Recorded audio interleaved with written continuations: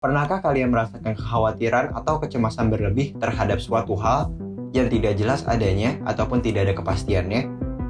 Hal tersebut dapat dikatakan sebagai absurditas.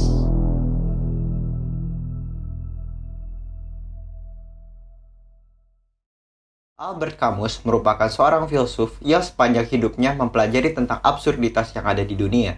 Dikutip dari karyanya berjudul Philosophy of Communication, Albert Camus mengatakan bahwa absurditas merupakan sesuatu yang tidak sesuai dengan kaidah, sesuatu yang salah, ataupun sesuatu yang tidak masuk akal. Untuk mempermudah para pembaca, Camus mencoba untuk menjelaskan hal yang berkaitan dengan absurditas, yaitu wabah yang terjadi di Oran, Aljazair. Wabah yang terjangkit di kota Oran, yaitu bernama wabah pes, bermula dari banyaknya tikus yang mati di jalanan, kemudian banyak masyarakat yang terjangkit virus tersebut, lalu akhirnya menyebar ke seluruh dunia. Masyarakat Oran berada di dalam ambang keputusasaan. Wabah yang terjangkit di Oran dapat dikategorikan sebagai absurditas. Absurditas membawa kecemasan dan kekhawatiran yang berlebih di masyarakat. Bagaimana tidak, biasanya masyarakat bisa hidup dengan damai, dan secara tiba-tiba, hal yang tidak masuk akal datang kepada mereka. Absurditas yang terjadi di Oran semakin menjadi-jadi. Ketiadaan suatu kepastian, kenyataan, dan kejelasan di tengah-tengah wabah yang menimpanya tersebut. Pandangan masyarakat terhadap masa depannya saat itu semakin pucat. Timbul kecemasan dan timbul kekhawatiran yang berlebih. Masyarakat semakin bertanya-tanya mengenai hal yang menimpanya tersebut. Kasus yang berkaitan dengan absurditas di Indonesia yang akan kami bahas adalah pandemi COVID-19. Pandemi COVID-19 merupakan sebuah absurditas yang masih bisa kita rasakan hingga saat ini. Wabah penyakit yang belum juga kunjung usai ini membuat masyarakat khawatir dan cemas. Ketidakpastian akan penyebab munculnya serta kapan pandemi ini akan berakhir menjadi tanda tanya besar bagi masyarakat, termasuk masyarakat Indonesia. Jadi, sebenarnya apa sih virus COVID-19 ini?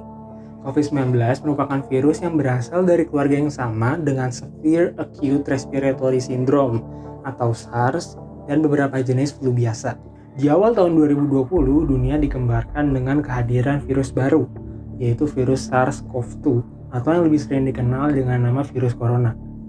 Virus ini berasal dari Wuhan, Cina dan dengan cepat menyebar ke seluruh dunia sehingga memaksa negara-negara untuk mengambil tindakan darurat. Dari hasil penyelidikan, tim dari WHO mengatakan bahwa skenario penyebaran virus corona adalah satu orang terpapar virus corona melalui kontak langsung dengan spesies inang dalam kurung kelelawar atau kuda. Lalu setelah beredar di tubuh orang ini selama beberapa waktu, virus corona langsung mewabah di antara padatnya penduduk Wuhan. Penyebaran COVID-19 yang terbilang sangat mudah menjadikan virus ini dengan cepat dapat menular dari satu individu ke individu lainnya. Proses penularannya ada dua cara. Cara yang pertama adalah kontak langsung dengan orang yang sudah terinfeksi. Cara yang kedua ialah kontak tidak langsung melalui droplet atau percikan kecil dari hidung dan mulut. Para pemimpin di berbagai negara melakukan upaya-upaya untuk mengatasi virus COVID-19. Namun ternyata upaya-upaya yang dilakukan gagal dan virus COVID-19 tetap masuk dan menyebar di berbagai negara di belahan dunia termasuk Indonesia. Wabah virus COVID-19 yang menyebar secara rapid atau cepat menjadikan virus ini sebagai sebuah pandemi. Bisa kita lihat dari proses penularannya yang terbilang sangat gampang dan mudah menjadikan virus ini tak terkendali dan mendunia. Berdasarkan data JHU-CSSE, jumlah kasus positif di Indonesia mencapai angka 4,15 juta dengan jumlah korban yang meninggal 138.000 jiwa. Angka yang banyak bukan? Dalam waktu 1,5 tahun, jumlah kasus positif terus meningkat dengan drastis. Selama 1,5 tahun lamanya, COVID-19 tentunya membawa dampak-dampak bagi kehidupan manusia di berbagai sektor. Sektor yang pertama adalah sektor ekonomi. Contohnya adalah 1. PHK massal, 2. Inflasi ekonomi, 3. Penurunan impor, dan lain sebagainya. Sektor kedua adalah sektor sosial. Contohnya adalah meningkatnya angka tindakan tidak bermoral seperti penolakan dimakamkannya jenazah COVID-19 di berbagai daerah, meningkatnya angka kriminalitas, dan masalah sosial lainnya. Lalu, sektor ketiga adalah sektor pendidikan. Salah satu aturan yang ditetapkan pemerintah untuk menghambat penyebaran virus corona adalah belajar dari rumah Aturan ini memaksa mahasiswa dan dosen untuk beradaptasi dengan lingkungan yang baru. Lingkungan yang mengharuskan mereka memanfaatkan gawai pintarnya untuk keberlangsungan kegiatan belajar mengajar yang efektif. Penanganan COVID-19 memang ditujukan untuk kepentingan dan keselamatan kita bersama, namun ada kalanya penanganan tersebut menjadi sebuah hambatan untuk kita. Contohnya saja seperti penerapan PSBB ataupun lockdown.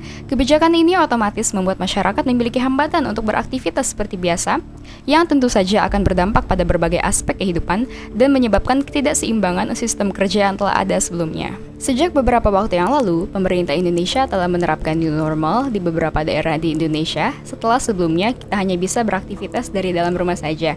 Pada intinya, new normal merupakan kondisi di mana pemerintah menerapkan peraturan perubahan perilaku ataupun kebiasaan menjalankan aktivitas seperti biasa, namun tentu saja dengan tetap menjalankan protokol kesehatan di masa pandemi COVID-19.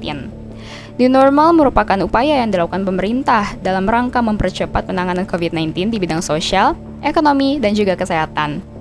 Dengan adanya penerapan new normal ini, masyarakat diharapkan dapat membantu percepatan penyembuhan COVID-19 dan memutus rantai COVID-19 ini. Dengan itu pula, masyarakat diharapkan lebih berhati-hati dalam beraktivitas dalam masa new normal ini. Pengalaman masyarakat Indonesia dalam menangani wabah ini sama halnya dengan wabah pes yang diteliti oleh Albert Camus di Oran. Tidak ditemukannya jalan keluar dari wabah ini. Mau tidak mau, masyarakat harus bersahabat dengan kondisi saat ini. Di dalam kehidupan, manusia pasti selalu dihadapkan terhadap dua pilihan yang berbeda. Pilihan tersebut ialah memilih untuk bertindak dalam suatu keadaan atau memilih untuk berdiam diri dan berpasrah terhadap suatu keadaan.